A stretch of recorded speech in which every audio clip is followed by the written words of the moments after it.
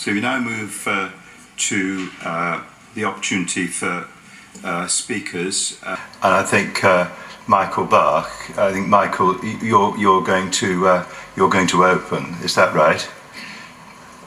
So when you're ready, please go ahead. This former gasworks site is totally landlocked. It's only got a one-way in and out from a congested junction on Ladbroke Grove. It is the most remote location in the borough in terms of accessibility by public transport. There is no hope of an Elizabeth Line station, and even a few buses are not going to make any change to the geography of North Kensington. So how did we get here? In 2011, the London Plan designated this opportunity area for 2,000 homes and 1,000 jobs.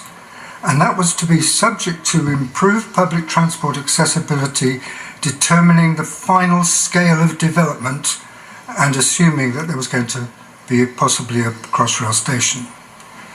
In 2016, this was arbitrarily increased to 3,500 homes and 2,000 jobs, but with those same caveats that they had to sort out the accessibility. In 2021, the GLA failed to review the targets, despite the low public transport accessibility. So, despite 15 years of trying to get this far, most of the problems have not been or cannot be solved. This is the largest planning application of this borough for 60 years, and it's only the start. The whole of Kensal will be more like 4,000 to 5,000 homes, and that is massive.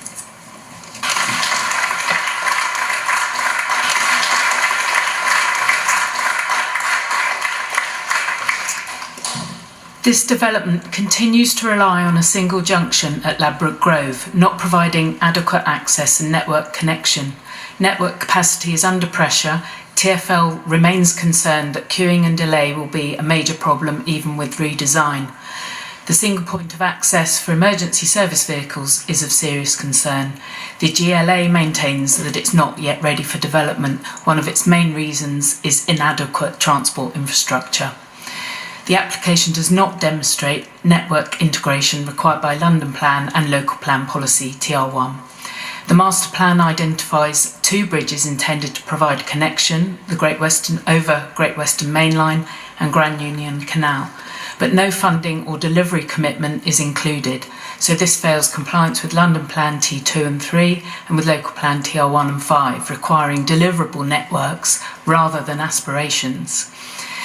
The potential bridge and route through Kensal Green Cemetery is not secured and furthermore would fall short of design standards with no natural surveillance for personal safety.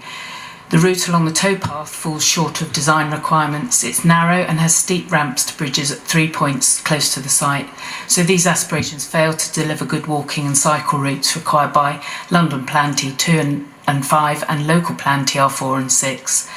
This means the site will remain isolated from its neighbourhood and from public transport, particularly rail and underground and local community destinations. The site's score for public transport, PTAL, is assessed as 2 rising to 3 post-development. This is low relative to the scale of development. Additionally, TfL has not confirmed new bus routes or service frequency, and traffic delays predicted by modelling further undermine any additional buses. The construction logistics plan indicates a programme more than 10 years and a high volume of HGV movements. Harrow Road and Ladbroke Grove junctions are already under pressure. In summary, the proposals do not yet demonstrate a connected and resilient transport access network, safe and inclusive travel routes for walking and cycling, or adequate public transport. Thank you.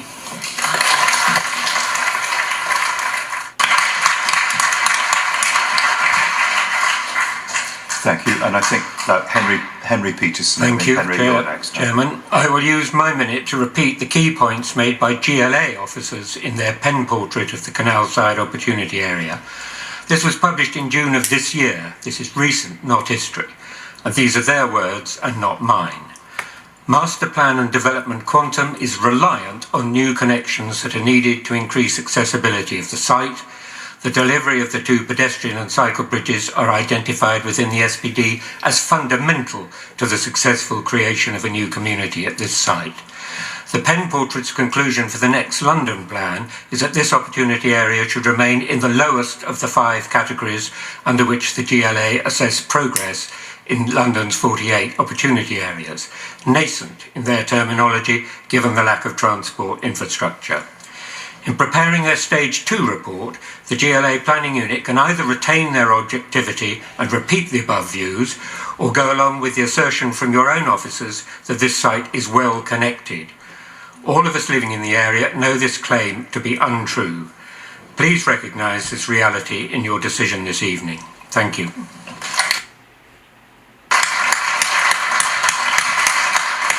Good evening. The former Kensal Gasworks site is heavily contaminated with deadly chemicals, and this is due to its historic use as a 19th century gas and coke plant.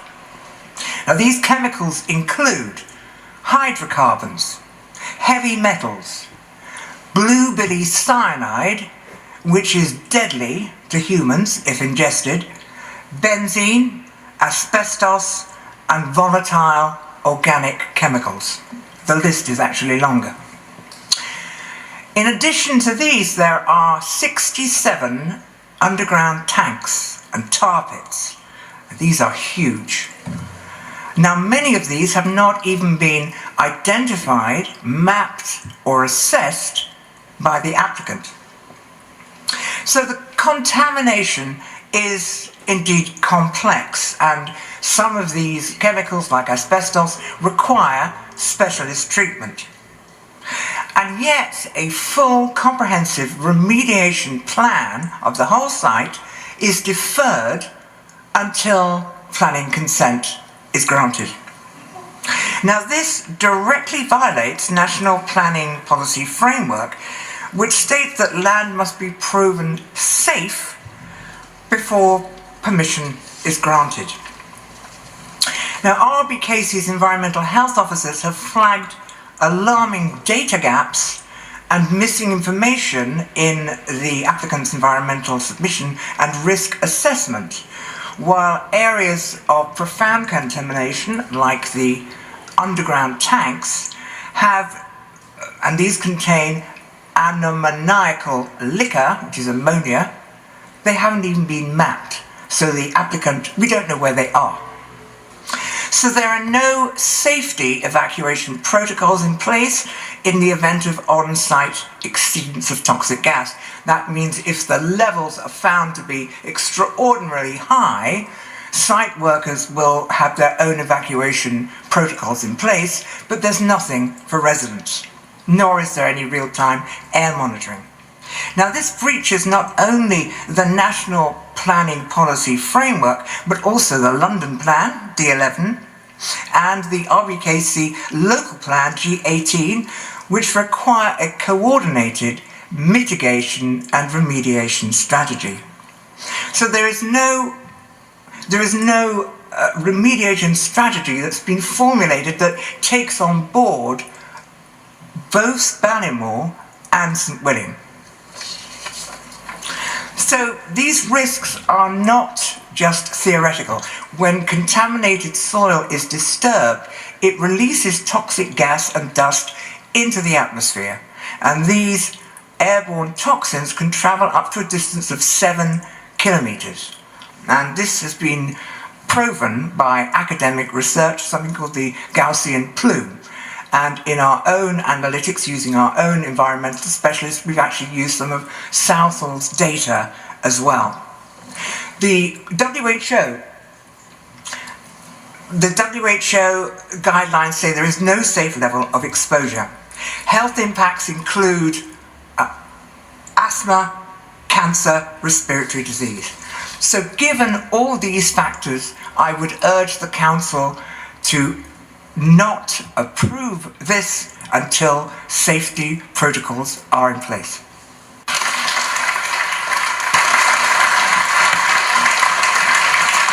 Thank you.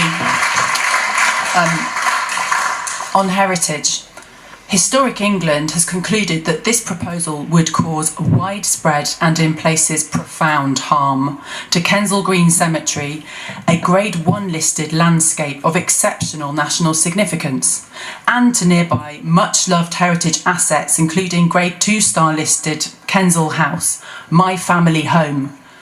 The addendum report concedes that the scheme causes harm, described as at the high end of less than substantial harm.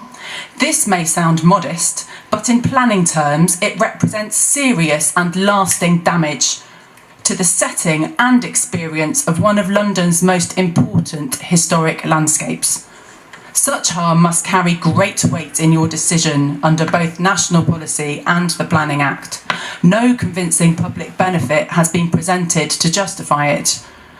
The same report admits failures to meet the daylight and sunlight guidance, reducing light to Kensal House and to the canal boat dwellings, but it seeks to excuse this by citing the site's low-rise baseline that is not compliant with BRE methodology, which measures impact, not expectation, and offers no mitigation.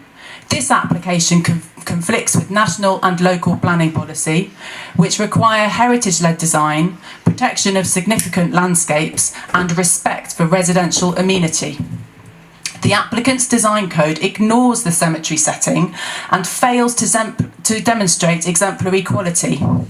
Taken together, these breaches represent a comprehensive policy failure on heritage and amenity grounds.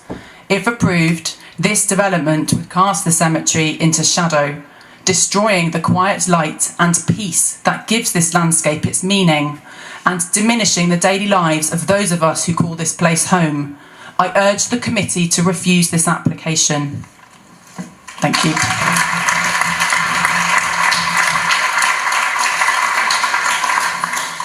Committee, this is our last chance to tackle multi-deprivation in Golborne and Dalgarno wards. The aim of closing the gap of inequality is explicit in the officer's report and the local plan. The affordable housing provision is misrepresented. London Living Rent is a step towards shared ownership.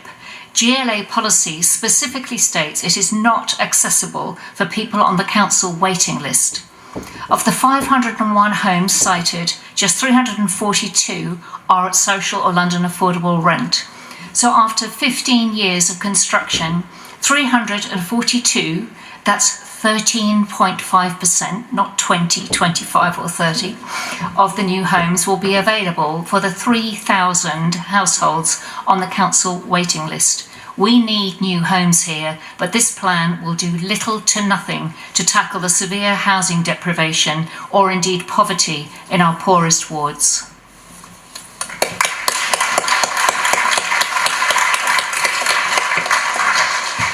Since the adoption of the trauma-informed practice into the local plan last year, 2024, there's a duty to engage the community using trauma-informed and co-design approaches, particularly for those affected by Grenfell. This has not happened. The local plan, again, if you refer to pages 12 to 14, requires inclusive sensitive planning, and the application fails to address the lived experience and the needs of the Grenfell impacted residents. So this hasn't happened. Main modification 370, paragraph 286, the application does not demonstrate compliance within the parameters of the trauma-informed practice requirement. Community health impact assessment, the applications fail to include a targeted community health impact assessment that considers the health effects on a specific community or group. The London Plan Policy GG3, creating a healthy city, requires assessment of major developments for health impact, requires action to reduce health inequalities. This hasn't happened either.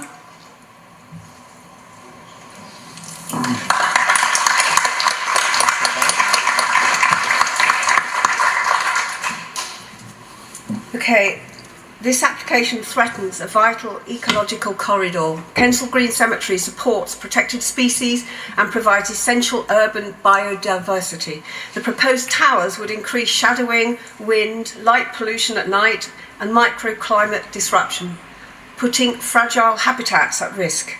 No clear 10% biodiversity net gain is secured, in breach of the Environment Act 2021, London Plan Policy G6 and RBKC Policy OS3.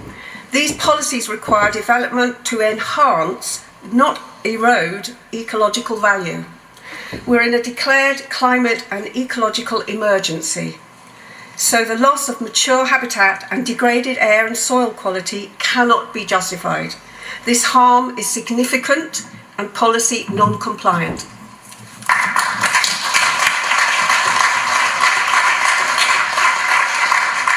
Thank you. I'm just going to wrap up. So, Very good, thank you. Can I do my... Yeah. Okay, thank you. If approved, this development will bring the most dramatic change to Kensington's built environment for more than 60 years. But it won't be our longed-for change for the better. Instead, it will strand thousands of residents in a disconnected cul-de-sac, cut off from public transport, local services, and the wider community. During construction, deep excavation of this heavily contaminated site risks spreading toxic gas and dust over schools, homes, and parks across a wide area. Once completed, this dense, inaccessible enclave will bring us permanent congestion and worsening air quality. It will wall off Kensal Green Cemetery behind towers that erase its Grade 1 listed landscape, profoundly harming the tranquil setting of one of London's most exceptional heritage assets. And for what? Instead of providing desperately needed, truly affordable housing for local people, it offers a dense, lifeless forest of high-rise, buy-to-leave investment properties. Despite years of preparation, this egregious and frankly lazy application fails on multiple substantive and well-evidenced grounds. As you have learned, it conflicts with the RBKC local plan, the London plan, and the National Planning Policy Framework. And it breaches statutory duties on heritage, on environmental safety, on consultation integrity, and on public health. To approve it on a broad planning balance would be contrary to the development plan as a whole. It would not satisfy the Council's legal obligations and would thus be highly vulnerable to challenge. Kensington deserves better. Please refuse this unsafe, unsustainable and irreversible scheme. Thank you.